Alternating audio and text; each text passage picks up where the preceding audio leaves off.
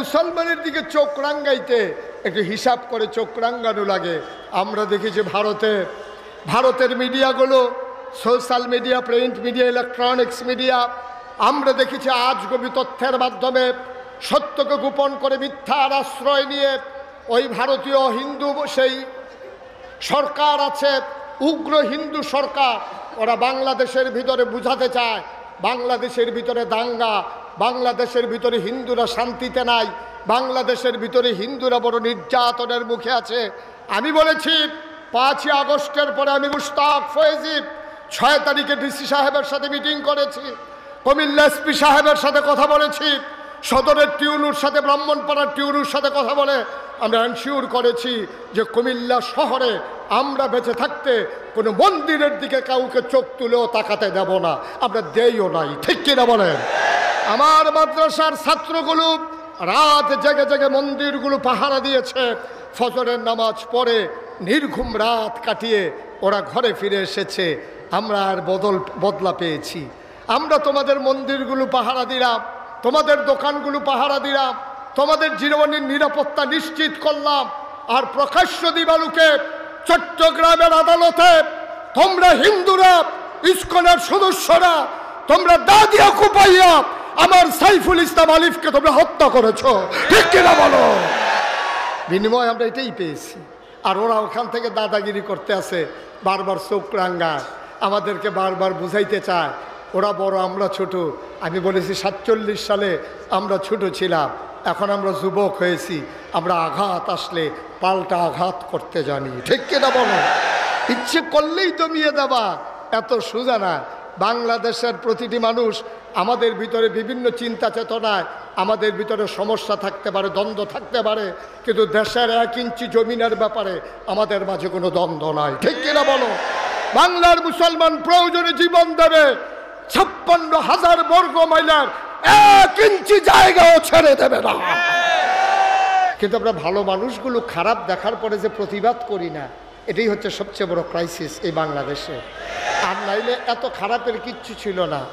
পৃথিবীর ইতিহাস আপনি পর্যালোচনা করে দেখেন, সভ্য পৃথিবী শুরু হওয়ার পরে সকল জায়গায় সকল দেশেই সরকারের বদল হয়, কিন্তু পৃথিবীর ইতিহাস খুঁজে পাওয়া যায় না যে একটা সরকারের পতনের পরে 330 জন মেম্বার অফ পার্লামেন্ট, আমলা কামলা, সচিব, ঊর্ধ্বতন কর্মকর্তা, ব্যবসায়ী নেতা, উপদেষ্টা আর যত ধরনের কর্মকর্তা, র্যাব, গোয়েন্দা, উপরের সবগুলো লোক একসাথে পালিয়ে গেছে।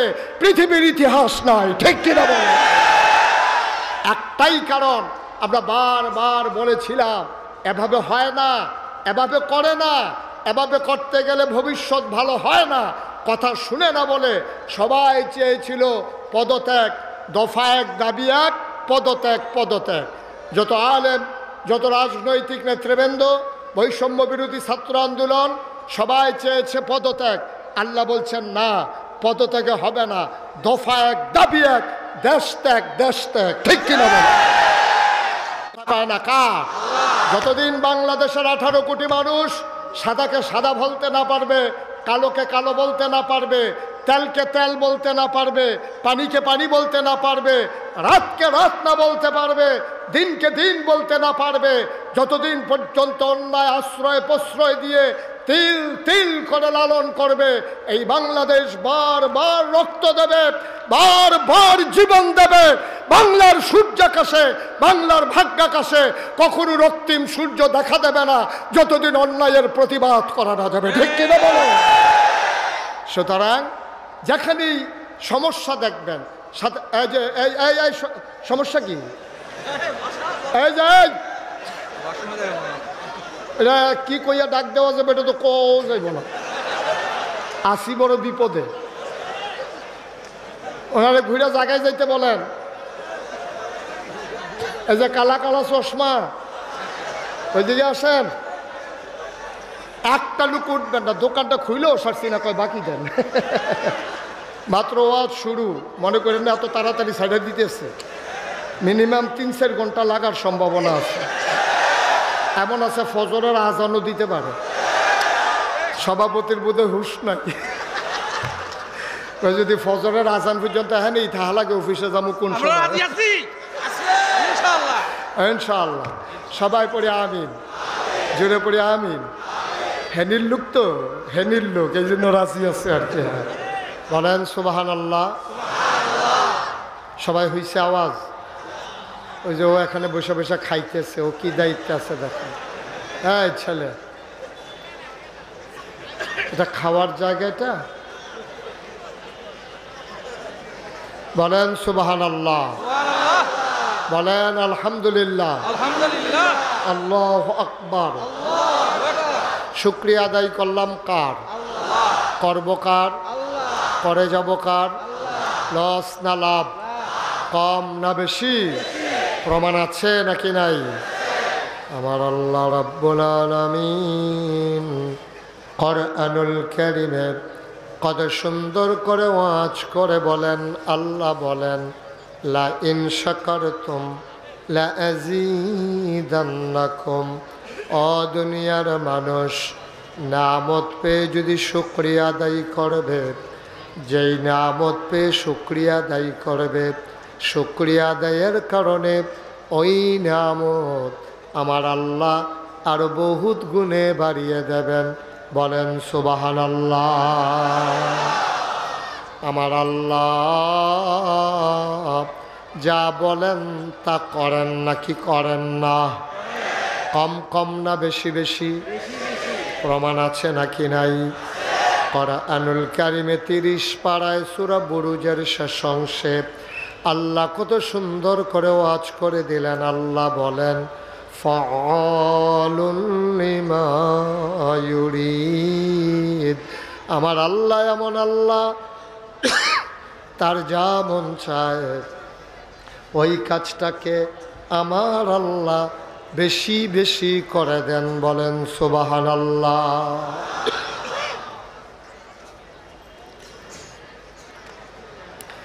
আল্লাহ দুনিয়ার মানুষের মতো না দুনিয়ার মানুষ বলে একটা করে আর একটা ঠিক কিনা দুনিয়ার মানুষ বিপদে পড়লে একরকম বিপদ দূর হয়ে গেলে আরেক রকম অসুখে পড়লে একরকম ভালো হয়ে গেলে আরেক রকম নির্বাচনে দাঁড়াইলে একরকম পাশ করার পরে আরেক রকম ঠিক কিনা দুনিয়ার মানুষ বলে একটা করে আর একটা পালাই না 12টার পরে আর খুঁজে পাওয়া গেল না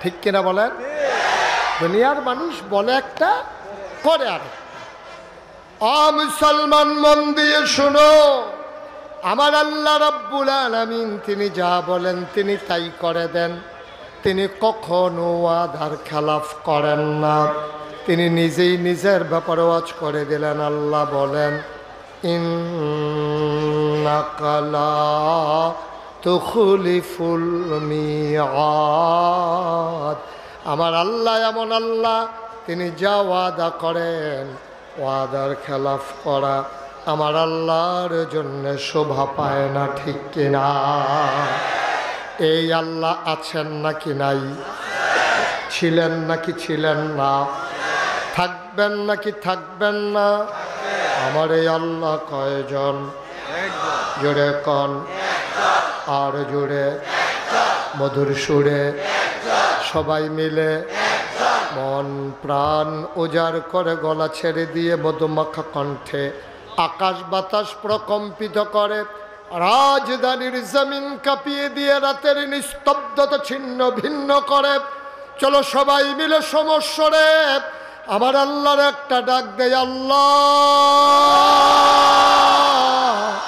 ও প্রাণের আল্লাহ খুঁজে খুঁজে দেখলাম সব কিছুর মতো পাইলাম তুমি লাম ইয়ালিদ ওয়ালাম ইউলাদ ওয়ালাম ইয়াকুল্লাহু কুফুয়ান আহাদ তিনি কারো থেকে জন্ম নেন নাই কাউকে জন্ম দেন নাই ও বন্ধু দুনিয়ায় পীরের মতো পীর হয় নেতার মতো নেতা হয় মন্ত্রীর মতো মন্ত্রী হয় এমপির মতো এমপি হয় আমার আল্লাহর কি মতো হয় আমার আল্লাহর কি নমুনা হয় আমার আল্লাহর কি ডুপ্লিকেট হয়? আমার আল্লাহর কি মডেল হয়? আমার এই আল্লাহ কয়জন? জোরে কন, আর জোরে। আমার আল্লাহ ওয়ালাম ইয়াকুল্লাহু কুফুয়ান আহাদ, তার মতো নাই, তার লয় নাই, তার ক্ষয় নাই, তার শুরু নাই, তার শেষ নাই, তার আদি নাই, তার অন্ত নাই, তার দিগন্ত নাই, তার ডেস্ট্রয় নাই। তিনি ছিলেন, তিনি আছেন, তিনি থাকবেন, তিনি কয়জন? চলো সবাই মিলে আবারও জানিয়ে দেই, লা ইলাহা লা ইলাহা।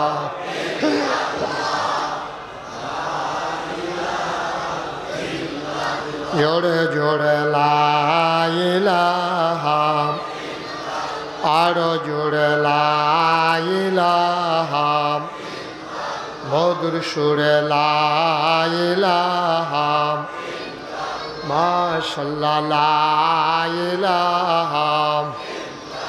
আসমান জমিন গায়রুল্লাহ, পাহাড় পর্বত গায়রুল্লাহ। আসমান জমিন গায়রুল্লাহ, পাহাড় পর্বত গায়রুল্লাহ। শুদ্ধ তুমি মাবুদ আল্লাহ, লা ইলাহা লা ইলাহা লা ইলাহা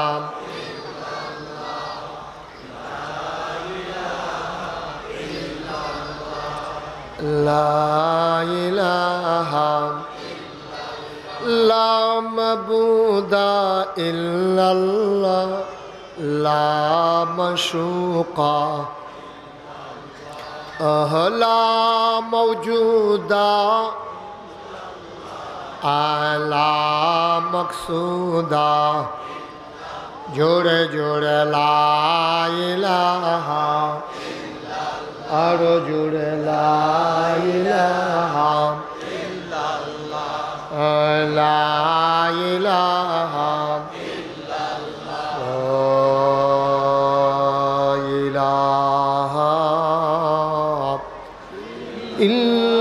ইল্লাল্লাহ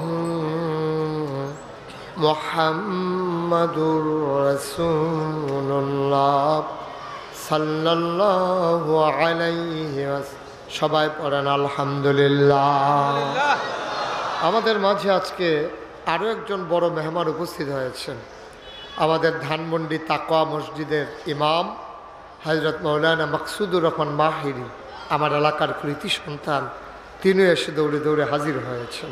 বন্ধুগণ, আমি এসে যতজনকে দেখেছি, যতজনকে চিনেছি, যতজনের নাম জানি, নাম নিতে গেলে তালিকা দীর্ঘ থেকে দীর্ঘতর হয়ে যাবে। আমরা সেজন্যে একেবারে মারদুদ শয়তান থেকে ফানাহ চেয়ে রাহমান রাহিমের নামে আমরা মূল আলোচনায় চলে যেতে চাই। কোরআনে ঢোকার আগে আমরা চলেন সবাই পড়ে নেই। আউযু বিল্লাহি মিনাশ শাইতানির রাজীম। বিসমিল্লাহির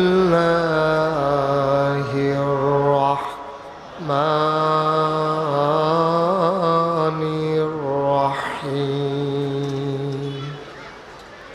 বিতাড়িত শয়তান থেকে ফানাহ চাই, যিনি রাহিম, যিনি রহমান, তার নামে শুরু করছি। বন্ধুরা আমার, ভাইরা আমার, আমার আল্লাহ রাব্বুল আলামিন এই দুনিয়ার ভিতরে মানুষ করে বানানোর পরে আপনাকে আমাকে এমনে এমনে ছেড়ে দেন নাই। কোন পথে গেলে জান্নাত, কোন পথে গেলে জাহান্নাম, কোন পথে গেলে লাভ আর কোন পথে গেলে লোকসান, কোন পথে ভালো, কোন পথে মন্দ, কোন পথে কল্যাণ, কোন পথে অকল্যাণ, কোন পথে শিরক বেদাত, কোন পথে তাওহীদ রিসালাত, কোন পথে কুফর আর কোন পথে ইসলাম জানানোর জন্যে যুগে যুগে মানুষদের মাঝ থেকে যাচাই করে বাছাই করে করুণা করে দয়া করে মায়া করে একদল উত্তম চরিত্রের মানুষ যাদের জীবনে গুনাহ নাই, গুনাহ হওয়ার সম্ভাবনাও নাই, এমন একদল মানুষকে আমার আল্লাহ আমাদের জন্য নবী এবং রাসূল করে পাঠাইছে। বলেন সুবহানাল্লাহ। লক্ষ লক্ষ নবী আল্লাহ পাঠিয়েছেন। এই নবীদেরকে আল্লাহ এক একটা অনন্য বৈশিষ্ট্য দিয়েছেন, স্পেশাল কোয়ালিটি দিয়েছেন।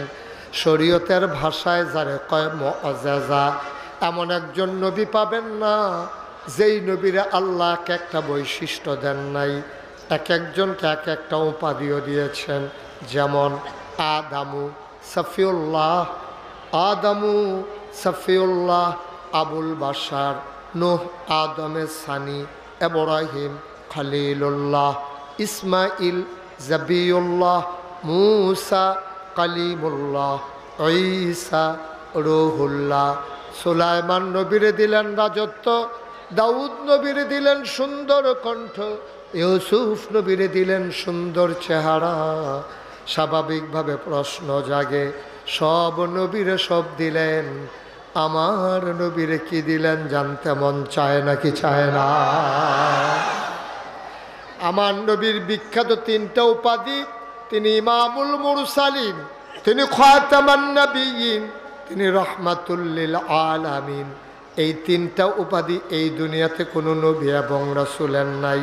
আমার নবী ইমামুল মুরসালিন, তিনি খাতামান নবিয়্যিন, তিনি রাহমাতুল লিল আলামিন।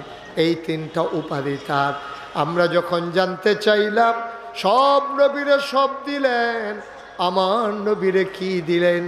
সাহাবিন তাবিন তাবে তাবিন উম্মাহাতুল মুমিনিন, আইম্মে মুজতাহিদিন, আইম্মে শরীয়ত, আইম্মে তরিকত, সালফে সালিহিন, উলামায়ে মুতাকাদ্দিমিন মুতাআখিরিন, ইমাম সাহেবান, মুফাসসিরিনে কেরাম, মুফতিয়ানে আযাম, মুহাদ্দিসিনে কেরাম, সবাই মিলে একমত হয়ে গেল।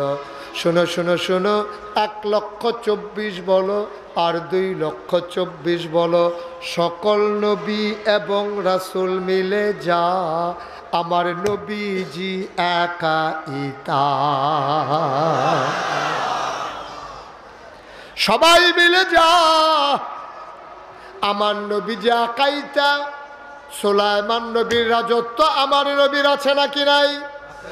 দাউদ নবীর সুন্দর কণ্ঠ আমার নবীর আছে নাকি নাই? ইউসুফ নবীর সুন্দর চেহারা আমার নবীর আছে নাকি নাই? মুসলমান, রাতের বেলা শান নামাজ পড়ে প্রচণ্ড গরমের মাঝে আমার নবী চলে গেলেন আম্মাজান আয়েশা রাদিয়াল্লাহু তাআলা আনহার হুজরায়। নবীজি ডেকে বললেন, আয়েশা প্রচণ্ড ভ্যাপসা গরম, ও আয়েশা একটু স্বস্তির নিঃশ্বাস ফেলতে চাই, ঘরের আঙ্গিনায় খেজুর পাতার পাটি বিছাও। আম্মাজান আয়েশা পাটি বিছালেন, আসন পেতে বসলেন। আল্লাহর নবী আম্মাজানের কুলে মাথা রেখে শুয়ে পড়লেন। আর চতুর্দশী পূর্ণিমার চাঁদ আকাশে হাসে, ফকফকা জ্যোৎস্না, আমার নবী শুয়ে আছেন মায়ের কোলে। আমার আম্মাজান আয়েশা আলতো করে কপাল টিপে দেয়, চুলের মাঝে বিলি কেটে দেয়। দূরের এক সাহাবা নবীর সাথে দেখা করার জন্য এসেছেন। তিনি চমকে উঠলেন, তিনি থমকে দাঁড়ালেন, তিনি আশ্চর্যান্বিত হয়ে গেলেন। তিনি অবাক বিস্ময়ে তাকিয়ে দেখলেন একটা চাঁদ আকাশে হাসে, আরেকটা চাঁদ আম্মাজান কুলের ভিতরে শুয়ে আছে। তিনি একবার আকাশের চাঁদের দিকে তাকায়, আর একবার আম্মাজান আয়েশার কুলের দিকে তাকায়।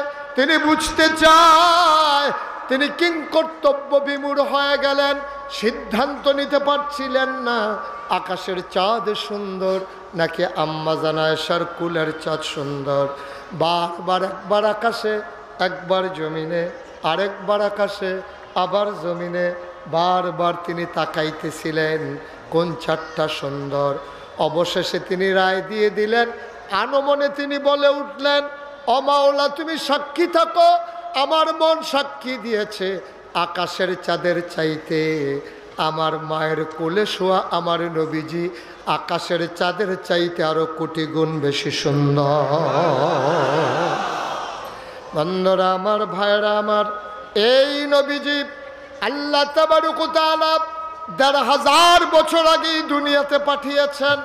ইন্তেকালের ৮১ দিন আগে, নবী যেদিন ইন্তেকাল করবেন তার ৮১ দিন আগে আল্লাহর নবী চলে গেলেন আরাফার ময়দানে, জাবালে রহমত পাহাড়ের কিনারে।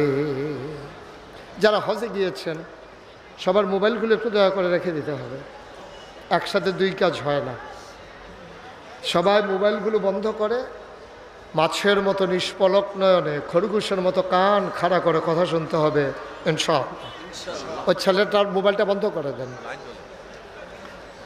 মোবাইলটাই বন্ধ করে দেন, লাইট বন্ধ করার দরকার নেই। একসাথে দুই কাজ হয় না। আপনি যেহেতু ওয়াজ শুনতে এসেছেন, সবসময় তো আমাকে ইউটিউবেই দেখেছেন, ইউটিউবে আমরা দেখছেন কে কে? দেখি একটু হাত উঠান তো। মাশাআল্লাহ, আমি সারা দেখি সবাই দেখছে না। তো ইউটিউবে সবসময় দেখলেন, ইউটিউবে যেন দেখা না লাগে এই জন্য তো বের হয়ে আসলাম। তো আসার পরেও যদি ইউটিউবেই তাকাই রয়েছেন তাইলে আর আমি বাইরে কী করতাম? আমি ভিতরে থাকতাম, এটাই ভালো আছে। আমিন বলেন, জোরে বলেন, আরো জোরে। মুসলমান মন দিয়ে শোনো, গভীর মনোযোগ। যারা হজে গিয়েছেন তারা দেখেছেন আরাফার ময়দানে ছোট্ট একটা পাহাড় আছে। পাহাড়টার নাম জাবালে রহমত, রহমতের পাহাড়। আল্লাহর নবী বসে আছেন পাহাড়ের কিনারে পাদদেশে। গোধূলি লগ্ন পরন্ত বিকেল, সূর্য ডোবো ডোবো প্রায়। আমার নবী বসে আছেন ওটের পিঠে। বলো সুবহানাল্লাহ। আলাদা নয়েজ যেন না হয়, মাইকটাকে আপনি ওভাবে করেন, বারবার ধরবেন না। আমি কিন্তু অনেক জায়গাত মাইকম্যান ফিসমোরা বান্ধিয়ে হতাই লইছি, কারণ এরা থাকলে গুতাগুতি করবো। আমি মাইকম্যানরে জিজ্ঞেছি, কি রে তোরা মাইকের কাছে বইয়ে বই এরকম করস কা? ওইটা তো সজাগ থাক কেন, স্বপ্নেও বিলেম নেই তেন এইরকম করে ঘুমের ভিতরে। একবারে ফিক্সড করে দেন আওয়াজ, ইকোটা বন্ধ করে দেন, ইকো জিরো করে দেন, বেজ দেবেন না। শুধু মাইক স্মুথ করে আওয়াজটা দেন যেন মানুষ শুনতে মজা পায়। এখন বুস্টার দিয়ে রাখছেন না, বুস্টার বন্ধ করেন, বুস্টারও দেওয়ার দরকার নেই। শুধু আওয়াজটা দেন মধুর করে, ওই যে প্রতিধ্বনিতা হয়ে আসছে ওইটা যেন না হয়। আমিন কন, হয় নাই, ক্লিয়ার করেন।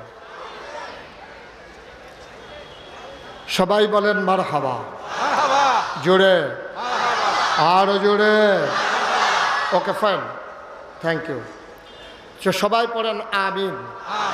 বন্ধুগণ, যে কথাটুকুন বলছিলাম, নবী বসে আছেন ওটের পিঠে, কথা মনে আছে? ইন্তেকালের কতদিন আগে? কথা কয় না, কতদিন? সভাপতির মনে নাই, কয়দিন?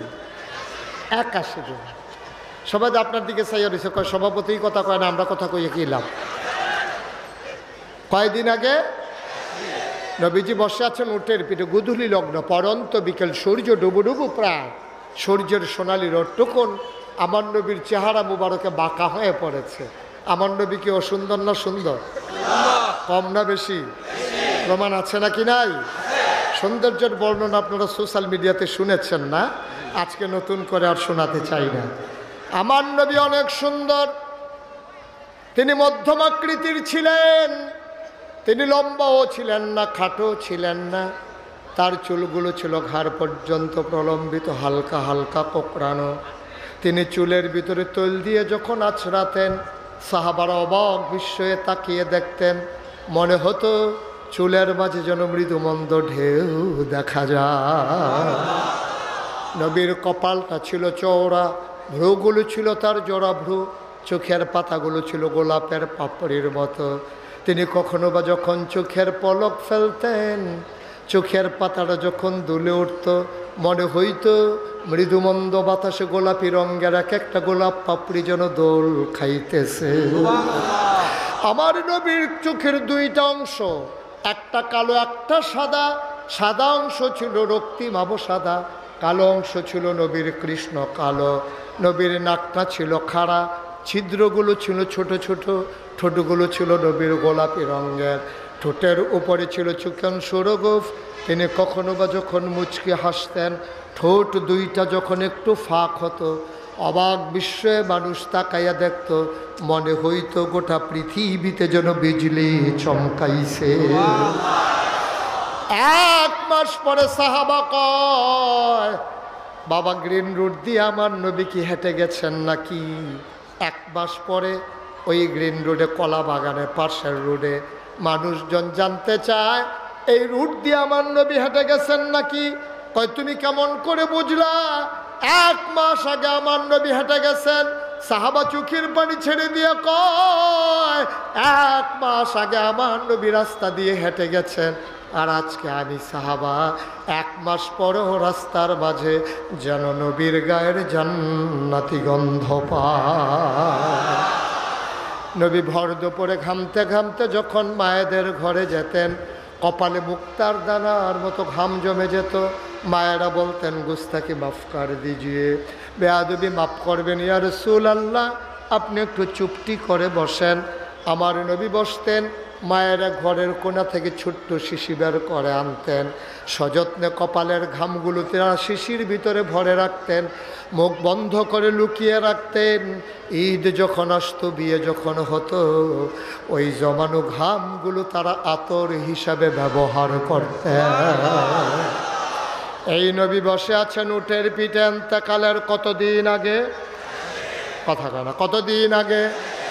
81 দিন আগে আমার নবী বসে আছেন উটের পিঠে, গুদুলি লগ্ন, ওই কপালের ভিতরে মুক্তার দানার মতো ঘাম জমে আছে, মনে হয় যেন সোনার মাঝে সোহাগা, সৌন্দর্য যেন কয়েক গুণ বাড়িয়ে দিল। সাহাবারা ছিল ওই মাঠে ওই দিন 1,25,000। সুবহানাল্লাহ। পুরা মাঠের ভিতরে 1,25,000 সাহাবা। কাছের সাহাবা যারা তারা দেখলেন আস্তে করে নবীকে নিয়ে ওঁটটা দাঁড়ানো, ওঁটটা বসে পড়েছে। নবীর চোখগুলো বড় বড় হয়ে গেছে, গাল হয়ে গেল লাল। সবাই অবাক বিস্ময়ে তাকিয়ে রইল। পরন্তু বিকেলে প্রচণ্ড গরম নাই, নবী ঘেমে গেলেন কেন? চোখ বড় বড় হয়ে গেল কেন? গাল কেন হয়ে গেল লাল? সাহাবারা অবাক বিস্ময়ে তাকিয়ে আছে। এবার আল্লাহর নবী মুচকি হাসলেন। ওয়াহির মর্যাদা তোমরা বুঝো নাই। ওয়াহি যখন নাজিল হয়, ওয়াহির এত লোড সইতে পারে না ওট, ওয়াহির এত পাওয়ার, এত ওজন। দাঁড়ানো উঠটা বসে বলল, কোরআনে আল্লাহ কয়, লাউ আনজালনা হাযাল কুরআন আলা জাবাল জাবালিল লারাআইতাহু খাশিআম মুতাসাদ্দিআম মিন খাশিয়াতিল্লাহ। ওয়াহির এমন পাওয়ার, ওয়াহির এমন ওজন, পাহাড় পর্যন্ত তার ওজন সইতে পারে না। ওরটা যখন বসে পড়ল, আল্লাহ নবী দাঁড়ালেন, মুচকি হাসলেন। মাঠের ভিতরে লোকের সংখ্যা কত? উনি কইতাছে সবার যেই মত ওনারও সেই মত। কই তুইব না কত? 1,25,000 সাহাবা। কোনো সাউন্ড সিস্টেম ছিল না, কোনো সাউন্ড বক্স ছিল না, কোনো সাউন্ড সিস্টেম নাই, বানানো গল্প না, মুখরোচক ইতিহাস না। আমার নবী একটা ডাক দিলেন। সাহাবারা পরে কয়, সামনের মানুষটা নবীর ডাকটা যেমনে শুনেছি, ওই 1,25,000 সাহাবার একেবারে পিছনের মানুষটাও একরকম তারা শুনেছে। স্পেশাল কোয়ালিটি, এটা নবীর মুআজিজা। সুবহানাল্লাহ বলবেন না? 1,25,000 সাহাবা সবাই একরকম শুনলেন। নবী ডাক দিয়া বললেন, শোনো শোনো শোনো, এই মাত্র একটা আয়াত নাজিল হয়েছে, তোমরা কি আয়াতটা শুনতে চাও? সাহাবারা কই, ইয়া রাসূলুল্লাহ, আপনি যদি দয়া করে শোনান।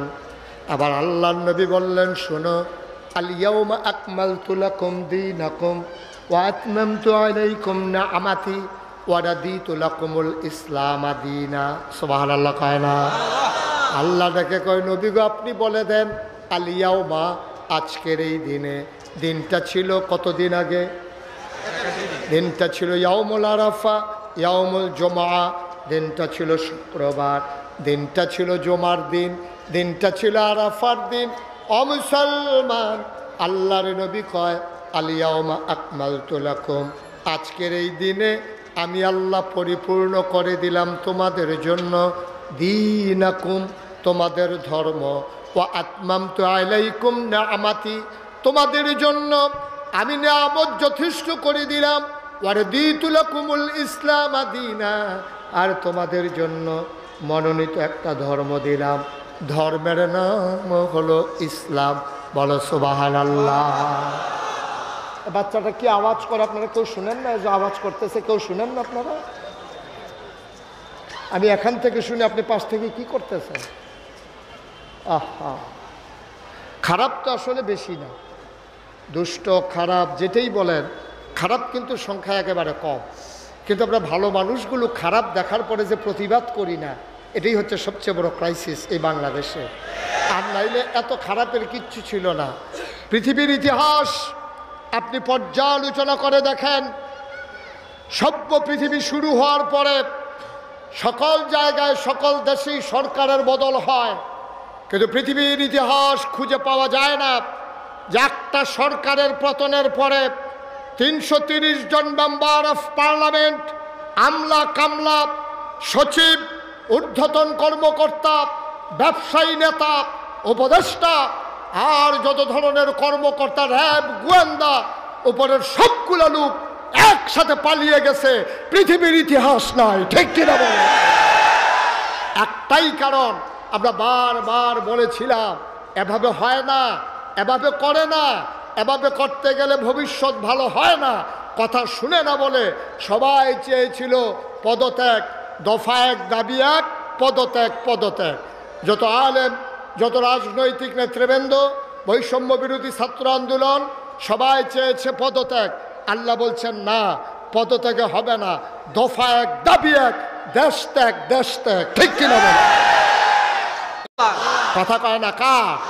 যতদিন বাংলাদেশের 18 কোটি মানুষ সাদাকে সাদা বলতে না পারবে, কালোকে কালো বলতে না পারবে, তেলকে তেল বলতে না পারবে, পানিকে পানি বলতে না পারবে, রাতকে রাত না বলতে পারবে, দিনকে দিন বলতে না পারবে, যতদিন পর্যন্ত অন্যায় আশ্রয় প্রশ্রয় দিয়ে তিল তিল করে লালন করবে, এই বাংলাদেশ বারবার রক্ত দেবে, বারবার জীবন দেবে। বাংলার সূর্যাকাশে, বাংলার ভাগ্যাকাশে কখনো রক্তিম সূর্য দেখা দেবে না যতদিন অন্যায়ের প্রতিবাদ করা না যাবে। ঠিক কিনা বলো? সুতরাং যেখানেই সমস্যা দেখবেন, সাথে এই যে এই সমস্যা কি, এই যে এটা কি কইয়া ডাক দেওয়া যাবে, এটা তো কও যাইব না। আসি বড় বিপদে, ওনারে ঘুরে জায়গায় যাইতে বলেন। এই যে কালা কালা চশমা, ওইদিকে আসেন। একটা লোক উঠবেন না, দোকানটা খুইলেও সারছি না, কয় বাকি দেন। মাত্র ওয়াজ শুরু, মনে করেন না এত তাড়াতাড়ি সাইডে দিতেছে। মিনিমাম 3-4 ঘন্টা লাগার সম্ভাবনা আছে। এমন আছে ফজরের আজানও দিতে পারে। সভাপতির বোধহয় হুশ নাই, যদি ফজরের আজান পর্যন্ত হ্যাঁ নেই তাহা লাগে অফিসে যাবো কোন সময়। ইনশাআল্লাহ সবাই পড়ে আমিন, জোরে পড়ে আমিন। হেনির লোক তো, হেনির লোক, এই জন্য রাজি আছে আর কি। সবাই বলেন মারহাবা। যে কথাটুকুন বলছিলাম, আল্লাহ বলছেন আলিয়াউমা আকমালতু লাকুম দীনাকুম ওয়া আতমামতু আলাইকুম নিআমাতি ওয়া রাদিতু লাকুমুল ইসলাম দীনা। তাইলে আমরা সবাই একমত হয়ে যাই, আমাদের রব কে? আল্লাহ। দিন কি? নবী মুহাম্মদুর সাল্লাল্লাহু। এজন্য আমরা মাগরিবের পরে, ফজরের পরে ওজিফা আদায় করি, রাদিতু বিল্লাহি রাব্বাও ওয়া বিল ইসলামি দীনাও ওয়া বিমুহাম্মাদিন সাল্লাল্লাহু আলাইহি ওয়াসাল্লাম নাবিয়্যাও ওয়া রাসূলা সাল্লাল্লাহু। সবাই পড়েন আমিন। তাহলে দিন কি অপূর্ণ না পরিপূর্ণ? সবাই বলতে হবে, জবাব দিবেন পার্টিসিপেটমূলক। এখানে গিভ অ্যান্ড টেক, দেওয়া নেওয়া, চাওয়া পাওয়া, লেনদেন, আদান প্রদান। শুধু এক চিঠি আমি ওয়াজ করবো, আপনি চুপ করে থাকেন, হবে না। আমি ওয়াজ দেব, আপনি সুবহানাল্লাহ দেবেন। আমি বলবো ঠিক কিনা, আপনি বলবেন ঠিক। তাইলে তো এ পার্টিসিপেট হয়ে গেল, অংশগ্রহণমূলক হয়ে গেল, গিভ অ্যান্ড টেক হয়ে গেল। লা ইন শাকারতুম লা আযীদান্নাকুম, নিয়ামত বাড়াই দেব, তবে শুকরিয়া আদায় করো। আমিও বলি ওয়াজ দেব, তবে সুবহানাল্লাহ বড় বড় করে বলো। বলেন সুবহানাল্লাহ। আল্লাহ যেন তৌফিক দান করে, সবাই পড়ে আমিন। আওয়াজ কি আসতে হবে না জোরে হবে? বলিষ্ঠতার সাথে আওয়াজ হবে। আস্তে আওয়াজের দিন তো শেষ। আস্তে আওয়াজের দিন কি এখন আর আছে? এখন যার যত জোর আছে জোর দিতেই থাকবেন, আল্লাহ যা করে করবে ইনশাআল্লাহ। আবার এই জোর ঘরে গিয়ে দেওয়ার দরকার নয়, যেখানে দরকার সেখানে আমিন কর। তাইলে প্রমাণ হয়ে গেল ইসলাম কি অপূর্ণ না পরিপূর্ণ? পরিপূর্ণ মানে তো ঢাকার মানুষ বুঝার কথা। আরও সহজ করে বুঝাই, এই যে বোতলটা আমি পানিটা নাড়তেছি, নড়ে? তাইলে বুঝা গেল এখানে এখনো একটু কম আছে। তাইলে একেবারে পরিপূর্ণ তাকমিল মানে কি? আমি মুখটা খোলার সাথে সাথে দেখব সমান সমান। এই সমান সমান পানি থেকে আমি যদি এক ঢুক পানি খেয়ে ফেলি, তাইলে কি সমান থাকবে না কমে যাবে? সমান সমান পানির মাঝে আমি যদি এক কুশ পানি দেই, তাইলে কি সমান থাকবে না পড়ে যাবে? তাইলে হয় কমে যাবে, নাইলে পড়ে যাবে। সমান সমান মানে হচ্ছে আলিয়াউমা আকমালতু লাকুম, অর্থাৎ একেবারে সমান সমান, কমও নাই বেশিও নাই। এটার নাম হচ্ছে ইসলাম। সুবহানাল্লাহ বলবেন না? জোরে বলবেন না সুবহানাল্লাহ? তাইলে আমরা যদি মনে করি ইসলাম মানে পরিপূর্ণ, এখন আজকে একবিংশ শতাব্দীর সূচনা লগ্নে গোটা বিশ্বকে যখন বলা হচ্ছে কম্পিউটারাইজড, গোটা বিশ্বকে যখন বলা হচ্ছে গ্লোবাল ভিলেজ, আমরা তখন দেখতে পাই কি আমার এই ইসলাম নিয়ে তামাশা শুরু হয়েছে। কেউ এটারে কমাইছে, কেউ এটারে বাড়াইছে, ঠিক কিনা বলেন? কেউ কমাইছে, কেউ বাড়াইছে। মনে রাখবা, এটারে কমানোও যাবে না, বাড়ানোও যাবে না। ১,৫০০ বছর আগে আমার নবী যে ইসলাম এনেছেন, মন চাইলে মানতে চাইলে তুমি সেই ইসলাম মানতে হবে, কমানোও যাবে না, বাড়ানোও যাবে না। মনে রাখবা, তোমার মন মতো ইসলাম হবে না, ইসলামের মন মতো তোমাকে হইতে হবে, ঠিক কিনা ভাই? আমরা যার যার মন মতো ইসলাম বানাইতে চাই, হবে না তো, কারণ ইসলাম তো পরিপূর্ণ। এখন ইসলামের সাথে কোনো কিছু মিশানোও যাবে না। আমি যার ঘরে বসে খাইলাম, কি নাম? রাকিব, আমার আদরের, আমার কলিজার টুকরা রাকিব। ওর ঘরে যখন আমি ঢুকলাম, মনে করেন আমি গিয়ে বললাম, রাকিব আমাকে তাড়াতাড়ি এক গ্লাস পানি দেন দেখি। তো রাকিব ভিতর বাড়িতে গেছে পানি আনার জন্য অন্দরমহলে। তার বেডরুমে যখন তার স্ত্রীর কাছে গেছে, তার স্ত্রী বলতেছে পানি নেন কার জন্য? বলছে যে নাগাইশ কুমিল্লার পীর সাহেব হুজুর যে আসছে, মুশতাক ফয়েজি হুজুর, উনি পানি চাইছে, পানি নিতেছি। তো রাকিবের ওয়াইফ দিছে ধমক, হ্যাঁ পানি চাইছে বলে পানি দিবেন? হুজুর কি সারা জীবন আমাদের বাসায় এসে বসে থাকে নাকি? হুজুর পানি চাইছে বলে কি হয়েছে? ঘরের ভিতরে ট্যাং আছে, একটু ট্যাং দেন। তো এখন দিছে ট্যাং, দিছে চিনি, দিছে লাড়া। এটারে ঢাকায় কি কয়? কথা কয় না দেখি। তা আমি কি ওনার কাছে শরবত চাইছিলাম না পানি চাইছিলাম? আমি চাইছি রাকিবের কাছে পানি, রাকিব আইনা দিছে আমার শরবত। ইসলাম ছিল এরকম স্বচ্ছ এক বোতল পানির মতো। আমার বাংলাদেশে কিছু মতলববাজ এটার সাথে ট্যাং মিশাইছে, সিবিটা মিশাইছে, রুয়াবজা মিশাইছে, তুকমার দানা দিছে, ইসুপগুলের ভুসি দিছে, চিনি দিছে। আর লাড়া দেওয়ালের লেগে তো বাংলাদেশের মানুষ বেড়ায় কেন? হ্যাঁ, সবাই মিল্লা দিছে লাড়া। এখন ইসলাম আর ইসলাম না, ইসলাম হয়ে গেছে শরবত, ঠিক কিনা কম? এই জন্য প্রকৃত ইসলাম এখন সাধারণ মানুষ আর খুঁজে পায় না। আসুন আমরা সেই ইসলামের কাছে যাই যে ইসলাম নবীজি নিয়ে এসেছেন। আল্লাহ যেন কবুল করে, সবাই পড়ে না আমিন। বন্ধুরা আমার, ভাইরা আমার, এই দিন বোঝার জন্য, দিন মানার জন্য, দিনের পথে চলার জন্য, আল্লাহকে পাওয়ার জন্যে, আল্লাহর সন্তুষ্টি অর্জনের জন্যে আল্লাহ তাবারক ওয়া তাআলা মানুষকে মহামূল্যবান 3টা জিনিস দিয়েছেন। কয়টা? কথা কয় না? কয়টা? ওনারে জিজ্ঞান না কয়টা? কয়টা? কয়টা? মহামূল্যবান 3টা জিনিস আল্লাহ দিয়েছেন। আমরা আজকে আলোচনা করব দিন বোঝার জন্য, দিন মানার জন্য, দিনের পথে চলার জন্যে আল্লাহ মহামূল্যবান কোন 3টা জিনিস দিলেন। 1 নম্বরে হইল আকল, বোঝ, বিবেচনা, ভালো মন্দ বোঝার ক্ষমতা। এটা আল্লাহ মানুষকে দিয়েছেন, আর কাউকে দেন নাই। গরুর বড় বড় 2টা চোখ আছে, তোমার আমার চাইতে বড় 2টা কান আছে। আত্মরক্ষার জন্য 2টা শিং আছে, ছোট্ট শিং মাছ তারও আত্মরক্ষার জন্য 3টা কাঁটা আছে। ছোট্ট ট্যাংরা মাছ, তারও 3টা কাঁটা আছে। তুমি আশরাফুল মাখলুকাত মানুষ, তোমার গায়ের সাথে কোনো অস্ত্র ফিট করা নাই, তারপরেও তুমি আশরাফুল মাখলুকাত, তারপরেও তুমি সৃষ্টির সেরা। তুমি কেমন করে সৃষ্টির সেরা হলা? তোমাকে মহামূল্যবান একটা জিনিস দিয়েছেন, তার নাম হইল আকল। আকল যারা কাজে লাগাইছে ১৫০০ বছর আগে, তাদের ব্যাপারে কোরআনুল কারিমে আল্লাহ কত সুন্দর করে ওয়াজ করে দিলেন। আল্লাহ বলেন রাদিয়াল্লাহু আনহুম ওয়া রাদু আনহু, তাদের ব্যাপারে আল্লাহ খুশি, আল্লাহর ব্যাপারে তারা খুশি। কয় ওরা কারা? আবু বকর, ওমর, ওসমান, আলী, তালহা, জুবায়ের, আব্দুর রহমান ইবনে আউফ, সাদ ইবনে রবিয়া, আব্দুল্লাহ ইবনে আব্বাস, আব্দুল্লাহ ইবনে মাসউদ, ওই বড় বড় মানুষ যারা, তাদের ব্যাপারে আয়াত নাযিল হয়ে গেল রাদিয়াল্লাহু আনহুম ওয়া রাদু আনহু। তাদের ব্যাপারে আল্লাহ খুশি, আল্লাহর ব্যাপারে তারা খুশি, ঠিক কিনা?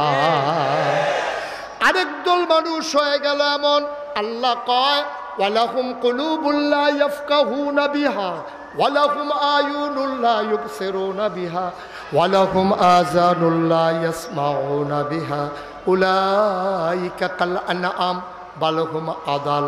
আল্লাহ কয় শোনো শোনো শোনো, দুনিয়ার ভিতরে একদল মানুষ আছে এমন, ওয়ালাহুম কুলুবুল লা ইয়াফকাহুনা বিহা, তাদের মন আছে তারা বুঝে না, ওয়ালাহুম আয়ুনুল লা ইউবসিরুনা বিহা, তাদের চোখ আছে তারা দেখে না, ওয়ালাহুম আযানুল লা ইয়াসমাউনা বিহা, তাদের কান আছে তারা শুনে না।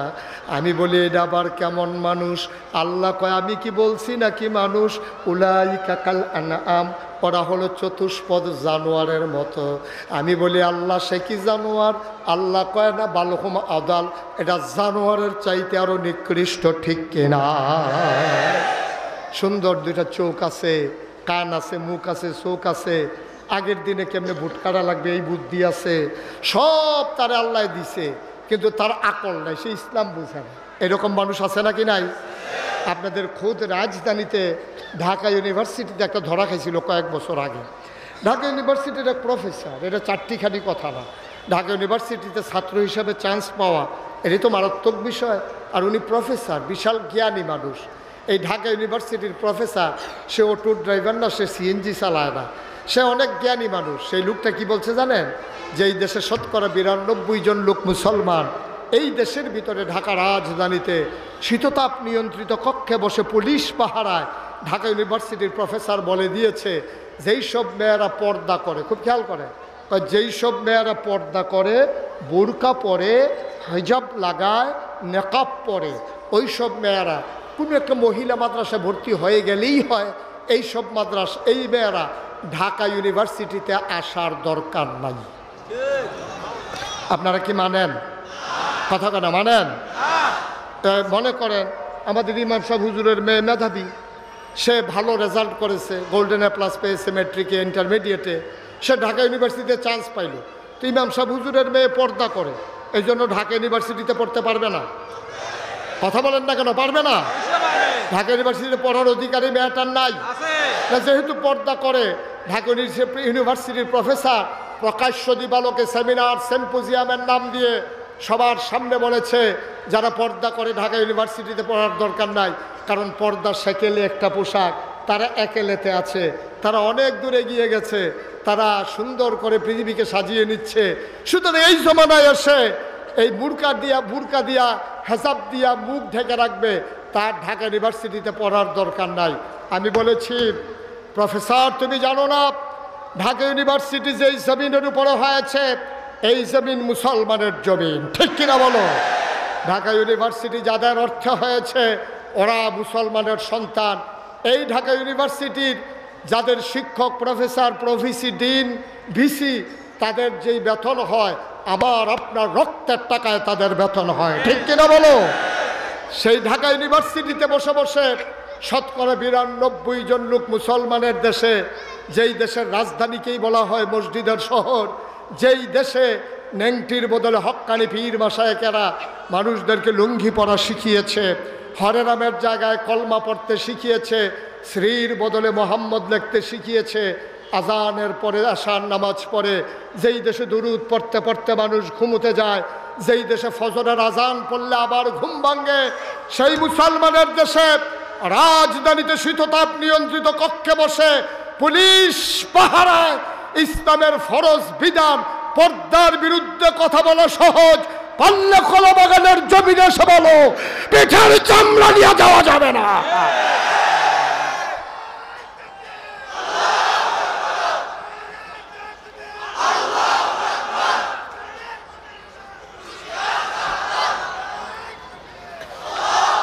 সুতরাং এই দেশ, ওই যে উপস্থাপক বলেছিলেন, এই দেশ মুসলমানের দেশ, মুসলমান ছিল, মুসলমান আছে, মুসলমান মাথা উঁচু করে থাকবে, ঠিক কিনা বলেন? ইচ্ছে করলেই এটা কচুরি পানা না যে আপনি গরু লাগাইয়ে খাওয়াই ফেলবেন, এটা সমুদ্রের ফেনা না যে বাতাসের সাথে মিশে যাবে। মুসলমানের শিকড় সাত জমিনের নিচে, আর মুসলমানের ডালাপালা সাত আকাশের উপরে, ঠিক কিনা বলো? সুতরাং মুসলমানের দিকে চোখ রাঙ্গাইতে একটু হিসাব করে চোখ রাঙ্গানো লাগে। আমরা দেখি যে ভারতের মিডিয়াগুলো, social media, print media, electronics media, আমরা দেখেছি আজগবি তথ্যের মাধ্যমে সত্যকে গোপন করে মিথ্যার আশ্রয় নিয়ে ওই ভারতীয় হিন্দু সেই সরকার আছে, উগ্র হিন্দু সরকার, ওরা বাংলাদেশের ভিতরে বুঝাতে চায় বাংলাদেশের ভিতরে দাঙ্গা, বাংলাদেশের ভিতরে হিন্দুরা শান্তিতে নাই, বাংলাদেশের ভিতরে হিন্দুরা বড় নির্যাতনের মুখে আছে। আমি বলেছি 5ই আগস্টের পরে আমি মুশতাক ফয়েজি 6 তারিখে ডিসি সাহেবের সাথে মিটিং করেছি, কুমিল্লা এসপি সাহেবের সাথে কথা বলেছি, সদরের টিউনুর সাথে, ব্রাহ্মণপাড়ার টিউনুর সাথে কথা বলে আমরা এনশিওর করেছি যে কুমিল্লা শহরে আমরা বেঁচে থাকতে কোনো মন্দিরের দিকে কাউকে চোখ তুলেও তাকাতে দেব না, আমরা দেইও নাই, ঠিক কিনা বলেন? আমার মাদ্রাসার ছাত্রগুলো রাত জেগে জেগে মন্দিরগুলো পাহারা দিয়েছে, ফজরের নামাজ পড়ে নির্ঘুম রাত কাটিয়ে ওরা ঘরে ফিরে এসেছে। আমরা আর বদলা পেয়েছি। আমরা তোমাদের মন্দিরগুলো পাহারা দিলাম, তোমাদের দোকানগুলো পাহারা দিলাম, তোমাদের জীবনের নিরাপত্তা নিশ্চিত করলাম, আর প্রকাশ্য দিবালুকে চট্টগ্রামের আদালতে তোমরা হিন্দুরা, ইসকনের সদস্যরা, তোমরা দাদিয়া কুপাইয়া আমার সাইফুল ইসলাম আলিফকে তোমরা হত্যা করেছো, ঠিক কিনা বলো? বিনিময় আমরা এটাই পেয়েছি। আর ওরা ওখান থেকে দাদাগিরি করতে আছে, বারবার চোখ রাঙ্গায়, আমাদেরকে বারবার বুঝাইতে চায় ওরা বড় আমরা ছোট। আমি বলেছি 47 সালে আমরা ছোট ছিলাম, এখন আমরা যুবক হয়েছি, আমরা আঘাত আসলে পাল্টা আঘাত করতে জানি, ঠিক কিনা বলো? ইচ্ছে করলেই দমিয়ে দেবা এত সোজা না। বাংলাদেশের প্রতিটি মানুষ, আমাদের ভিতরে বিভিন্ন চিন্তা চেতনায় আমাদের ভিতরে সমস্যা থাকতে পারে, দ্বন্দ্ব থাকতে পারে, কিন্তু দেশের 1 ইঞ্চি জমিনের ব্যাপারে আমাদের মাঝে কোনো দ্বন্দ্ব নাই, ঠিক কিনা বলো?